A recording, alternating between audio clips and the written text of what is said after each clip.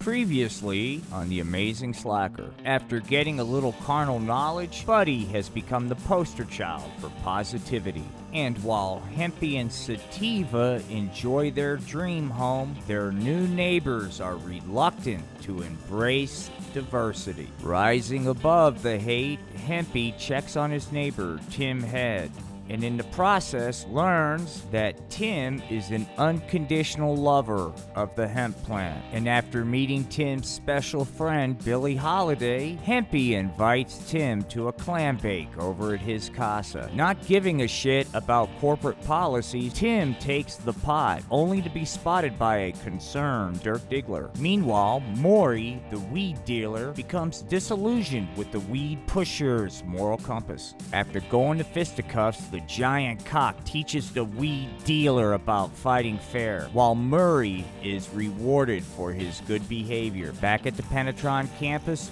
Dirk is told that the optics aren't good right now, and Biff Martin instructs him to make life so miserable for Tim Head that he quits, a strategy that ultimately backfires because Tim Head no longer gives a flying fuck. So, let's follow the bong smoke and get ready for an exciting new episode of The Amazing Slacker.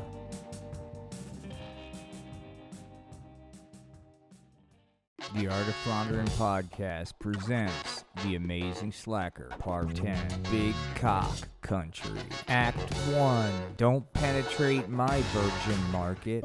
Hey, Potsy, are you ready to start fucking shit up? Fucking A, Hempy. Gee golly, isn't it wicked cool? Gee golly, Hempy, you're so money. Hey there, freak show. This is private property. You want me to call the police? We're not criminals, we're customers. I was gonna see if you can hook me up with some spinners. And some badass curb feelers. This here's a Penetron property, and I'll tell you something right goddamn now. We don't serve the likes of you. Never have, never will. Gosh, mister, there's more that unites us than divides us. Perhaps I'm in error. Why don't you come closer and tell me more? Watch your back, Potsy, I don't trust this motherfucker. This is for America. Owie, it hurts. That was a sucker punch, you piece of shit. This here's Penetron property, and I'll tell you something right goddamn now. We play by a different set of rules. Say hello to my little friend. You don't fight fair. Ugh, owie. Hey, man, what's going on? You stay out of this, Chad. Someone's got to show these people once and for all that this here is America. Help me, please help me. Hey, man, you're gonna hurt them. Oh my, it looks like there's gonna be a horrible accident. Where the fuck's management, man? Somebody's gotta do something. Quit your bitching. Hempy, are you okay? Golly, Potsy, I'm swell, thanks to Chad. Hempy, let's get the fuck out of here. I will never forget what you done for us, Chad. We owe you, man. Well now, Chad, it looks like we have some unfinished business. You think I'm afraid of you? Let's do this. You two stop it right now. That's an order. Gosh darn it, both of you should get a memo. I will not tolerate disruptive behavior from my subordinate low-level employees. Golly gosh darn, Mr. Diggler. You know I'm behind you all the way. Chad was just interfering with me implementing Penetron corporate policy. That's bullshit, and you know it, man. Mr. Diggler, it's like this. When I saw the hostile workplace environment Hank was promoting, I did what any good Penetronian would do. Silence! I have heard enough from the both of you. Officer Flower, someone needs to be escorted off the premises. Thank you, Mr. Diggler, for showing moral courage. I'll tell you something right goddamn now, Chad. You got a lot to learn about being a Penetronian. Okay, boomer. Mr. Diggler, I got here as quick as I could. Officer Flower, I want you to escort Chad off the premises. But Mr. Diggler, man, he was gonna hurt one of our beautiful customers. Those filthy things are not customers, and you failed to recognize that. Fortunately, Hank was here, and thanks to his quick action, the Penetron brand was not tarnished. What can I say, Mr. Diggler? When you're right, you're right. Okay, Chad. It's time to go. Wow, Officer Flower, I can't believe you're such a sellout. Chad, I'm prepared to get physical if I have to. Go ahead, man. Get physical. Oh, does the naughty boy like this? Is that a nightstick in your pocket? Or are you just happy to see me? I'm taking control now. I don't think so, foxy lady. It's time for Chad to take control. That's right, Chad. Put me in my place. Quit running your mouth and just take it. This one's for social justice. I hunger for more of you, Chad. But I have to get back to work. Watch your back, Flower. Got a bad feeling. Golly, where's Officer Flower? Hey, why are you here so late? Golly, Mr. Diggler, I didn't want to leave work before you did. Gee, golly, I'm touched, Hank. How about after you lock up, we knock down a few brewskis and talk about Penetron business? Wow, Mr. Diggler, that sounds mighty fine. I'll be right there momentarily. There's an eerily odd sound coming from yonder door. Since it's unlocked, I'm gonna go ahead and open it. What in tarnation? It's a giant cock! Mayday, mayday. I'm being held hostage by a giant cock. Do what you must with the low-level employee. Leave me alone.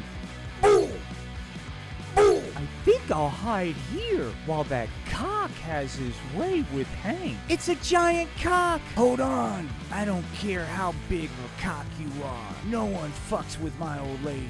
Run for cover, and I'll divert the cock. That's right, cock. Go for the weed, man. He's obsessed with that weed. Where did you learn so much about giant cocks? I don't like to talk about that part of my life. Let's just say I've had my fair share of tussles with giant cocks. Act 2, Stolen Valor. Come on, Tommy. What do you say? All the cool kids are doing it. I'm afraid you're wasting your time with me, weed pusher man. Besides, I don't need to blow grass to fly high. I have Penelope. Tee-hee-hee. Oh, Tommy, you're such a funny friend. If you see Super Duper Peachy Keen Kid, tell him I think he's the most. Oh no, we're being attacked by a giant cock. Help, it's a huge cock. I just got over the last giant cock attack. Oh no, there's trouble. I better access my superpowers by doing my homework and obeying all my authority figures. Always doing the right things and planning for my future. Most importantly, I am not 420 friendly. And once I do all those things, I become Super Duper Peachy Keen Kid. Now it's time to show this giant cock the power of clean living. It hurts, wowie,